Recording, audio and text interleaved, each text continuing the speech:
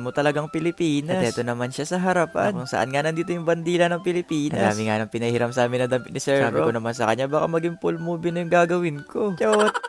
Pero sobrang supportive niyan mga guys. Kasi sabi pa niya sa amin bago umalis, good luck daw. Para talagang lalaban. Magti-TikTok lang din naman.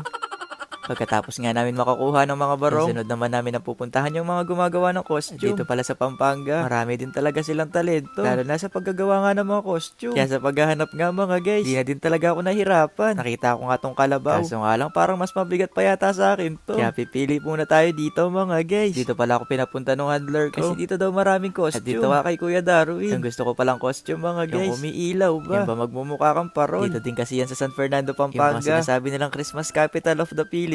Dahil gusto ko din talaga maging costume yung paron. Buti na nga lang din talaga mga guys, available din siya ngayon. At ang ganda rin yan tignan. Lalo na kapag umiilaw na siya.